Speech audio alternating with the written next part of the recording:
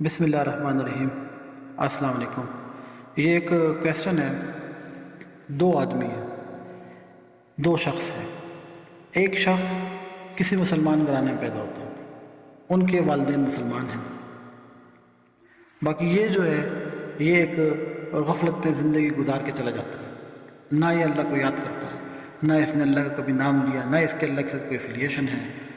نہ اس نے رسول اللہ صلی اللہ علیہ وسلم کے بتائے طریقے کے مطابق زندگی بسر کی۔ بس یہ آیا، غفلت میں پڑا رہا، گناہ کرتا رہا اور اسی طرح چلا گیا۔ دوسرا شخص ہے، وہ ایک نان مسلم گھرانے میں پیدا ہوتا ہے، وہ بھی اسی طرح سے پیدا ہوا، اس نے غفلت میں زندگی گزاری، دنیائی زندگی گزاری، نہ اللہ کو یاد کیا، نہ اس کے رسول صلی اللہ علیہ وسلم کے مطابق زندگی گزاری، اور وہ اس طرح فوت ہو کے چلا گیا۔ اب سوال یہ ہے کہ کیا یہ دونوں لوگ برابر ہیں؟ کیا اللہ جب ان کا حساب لے گا تو کیا مسلمان کو کوئی ایڈوانٹیج حاصل ہے؟ دیکھیں، پہلے آپ ایک چیز سمجھ لیں کہ اللہ رب العالمین نے کائنات کو کیوں کریٹ کیا، انسان کو کیوں پیدا کیا، اللہ کیا چاہتا تھا؟ دیکھیں، اللہ کی پلاننگ یہ تھی کہ وہ اس دنیا میں انسان کو ایک حکمت کے تحت پیدا کرے گا، اپنے آپ کو وہ انسانوں سے چھپا کے رکھے گا، اپنے میسنجرز بھیجے گا اور ان میسنجرز پر اپنی کتاب نازل کرے گا،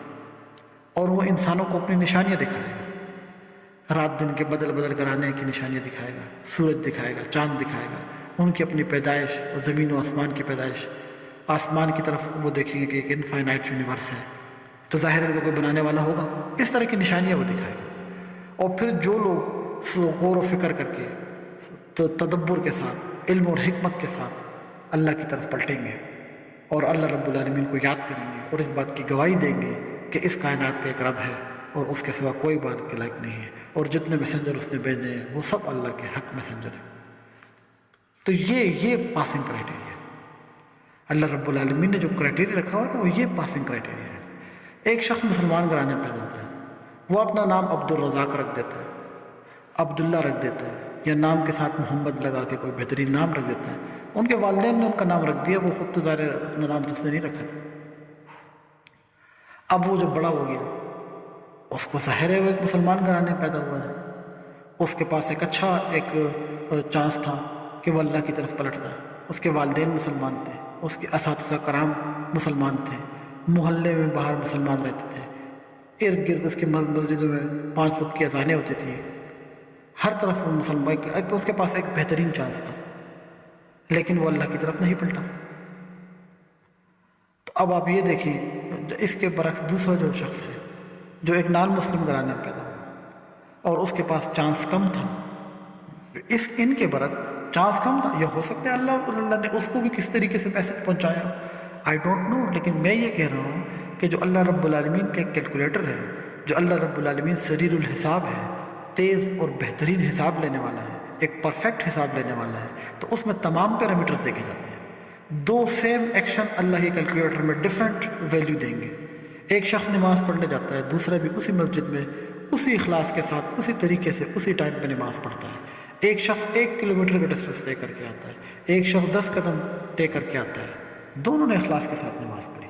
دونوں سے اللہ خوش ہوا، لیکن کیا پتہ اللہ کے کیلکولیٹر میں جو شخص تھوڑے دور سے آیا ہے وہ اس کے قدم زیادہ ہوں اور ہر نیکی پہ قدم زیادہ ملے ہوں اس کو، اور اللہ کا کیلکولیٹر اس کی نماز کو تھوڑی زیادہ ویٹیج دے رہا ہوں۔ اللہ رب العالمین ہی بہتر جانتا ہے،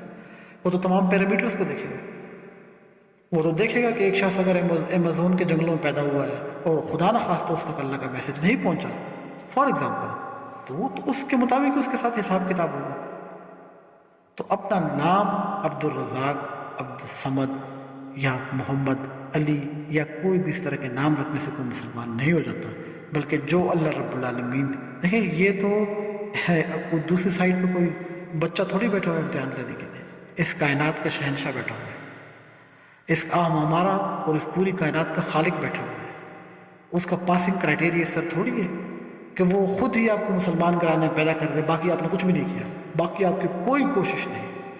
آپ نے کبھی بھی اللہ کو یاد نہیں کیا، نہ آپ اس سے ایفیلیٹ ہوئے، تو پھر آپ کے اس کا کیا فائدہ ہو؟ دیکھیں، اس میں پھر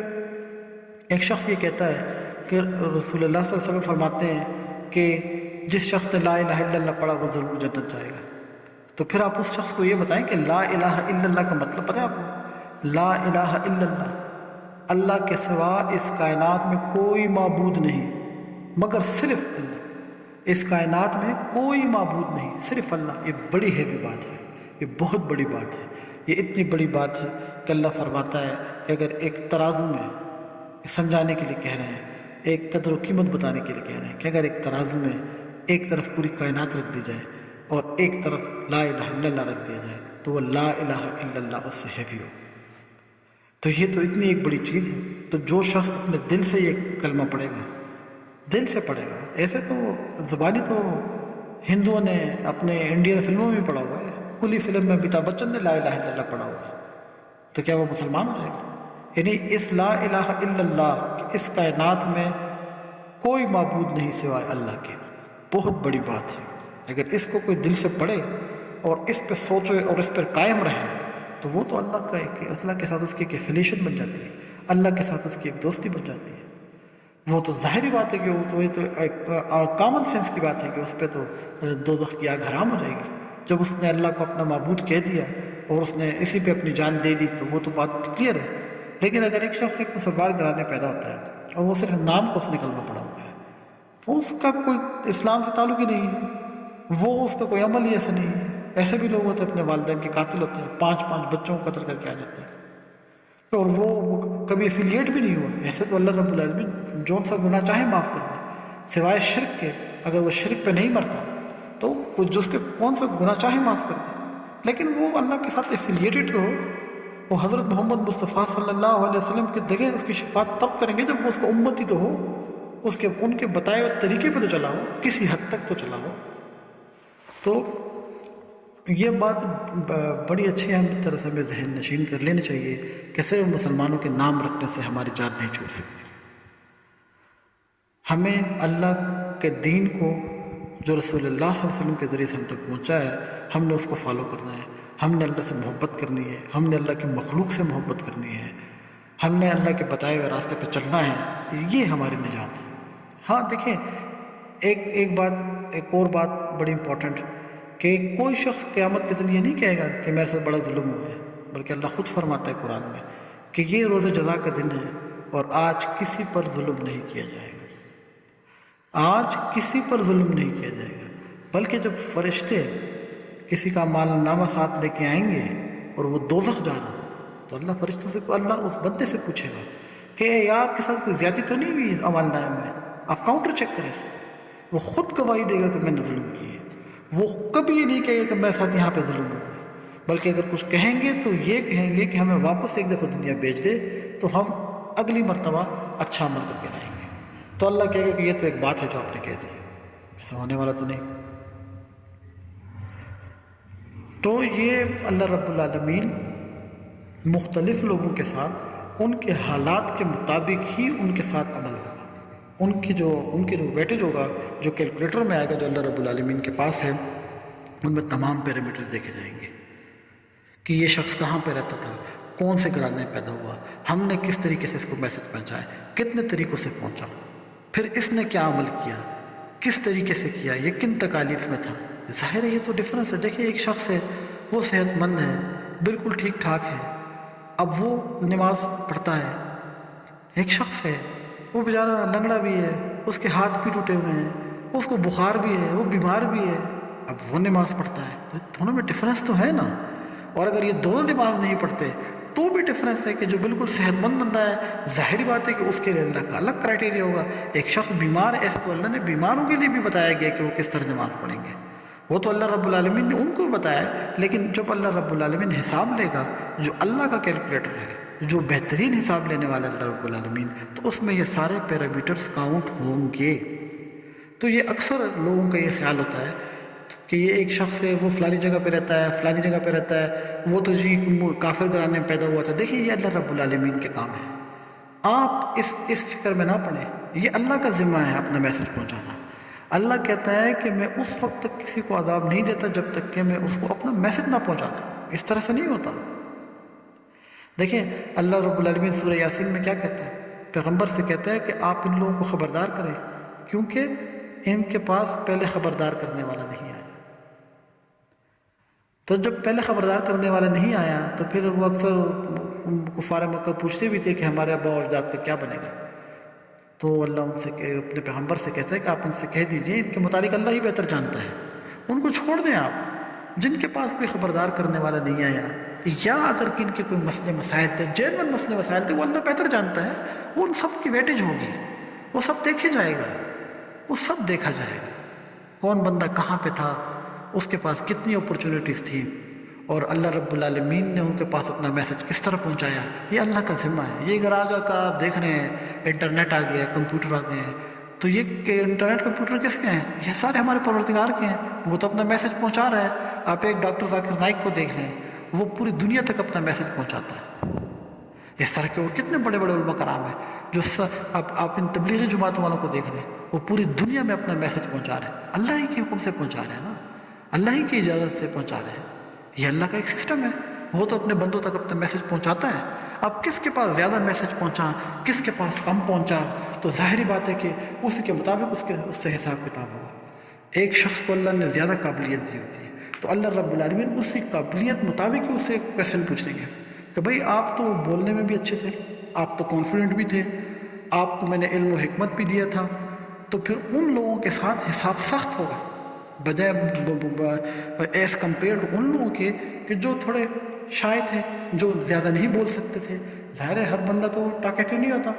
ना ही वो हर बंदा एल्बर्ट आइंस्टाइन होता है, ना उस लेवल का होता है, तो फिर उनके साथ हल्का हिसाब हो। तो ये मैं एक दोबारा एट द एंड ये चीज़ रिपीट करना चाहता हूँ कि कुछ लोगों के जहन में ये क्वेश्चन आते हैं कि एक बंदे को जी एडवांटेज मिल गया, वो तो जी अच्छी जगह पे चला गया, अच्छी जगह पे पैदा हो गया, उसके तो वालिदैन बड़े उलमा कराम थे, उनके पास चांस ज़्यादा था। एक शख्स नॉन मुस्लिम घराने में पैदा हो गया, हिंदू घराने में पैदा हो गया। देखिए अगर एक शख्स हिंदू घराने में पैदा हो गया तो ये अल्लाह रब्बुल आलमीन की रिस्पॉन्सिबिलिटी है कि किसी तरीके से उनको अपना मैसेज पहुँचाए, और अल्लाह पहुँचा के रहता है। और बिलफर्ज अगर अल्लाह ख़ुद चाहे कि किसी के पास उस लेवल का मैसेज ना पहुँचे या कम पहुँचे, तो वो अल्लाह रब्बुल आलमीन जब उससे हिसाब लेगा डेफिनेटली उसमें ये चीज़ काउंट की जाएगी, डेफिनेटली ये काउंट की जाएगी। अल्लाह रब्बुल आलमीन हमसे हमारी नेमतों के मुताबिक पूछेगा कि आपको मैंने जो नेमत दी थी, आपके पास जो काबिलियत थी, आपके पास जो इल्म था, आपने 10 मरतबा कुरान पढ़ा हुआ था, और आप एक मुसलमान घराने में पैदा हुए, एक आलिम दीन के घर पैदा हुए, तो आपके साथ तो हिसाब दूसरी किस्म का होगा, सख्त हिसाब होगा आपके पास। एक शख्स था वो एक हिंदू घराने में पैदा हुआ। देखिए मैं आपको एडवांटेज दिखाता हूँ, एडवांटेज और डिसएडवांटेज तो हर जगह पे होते हैं। एक शख्स है वो एक नॉन मुस्लिम घराने में पैदा हुआ, वो 50 साल तक अयाशियाँ करता रहा, गुनाह करता रहा, हर किस्म की बुराइयाँ करता रहा। अब अल्लाह रब्बुल आलमीन अपना मैसेज तो उसको पहुँचाता रहेगा मुख्तलिफ लोगों के ज़रिए, इंटरनेट के ज़रिए, बुक्स के ज़रिए। अब अगर वो शख्स मुसलमान हो जाता है तो उसकी पिछली 50 साल लाइफ माफ़ हो जाएगी, उसकी 50 साल लाइफ काउंट ही नहीं होगी, तो उसको एडवांटेज है कि नहीं? उसको ये एडवांटेज मिल गया। इस तरह से ये अल्लाह रब्बुल आलमीन का एक मिक्स पैकेज है, किसी को एक एडवांटेज दे दिया, किसी को दूसरा एडवांटेज दे दिया, किसी को एक तरफ से वो नवाजता है, किसी को दूसरी तरफ से नवाजता है। बहरहाल एट द एंड ये है कि क़यामत के दिन कोई एक शख्स ये नहीं कहेगा कि मेरे साथ ज़्यादती हुई है, मैं तो हिंदू के घराने में पैदा हुआ था, मेरे पास मैसेज नहीं पहुंचा था। एक शख्स ये नहीं कहेगा। अगर एक शख्स ये नहीं कहेगा तो फिर क्या मतलब हुआ? इसका मतलब ये हुआ कि उसका तक मैसेज पहुंचा है, अल्लाह ने अपना मैसेज उसको किसी तरीके से पहुंचाया है, इसलिए तो वो कह नहीं रहा। बल्कि अगर वो कहेगा तो ये बात कहेगा कि मुझे एक दफ़ा दोबारा आप दुनिया में भेज दें, मैं इस मरतबा जो है अच्छी ज़िंदगी गुजारूँगा। तो इन शॉर्ट ये कि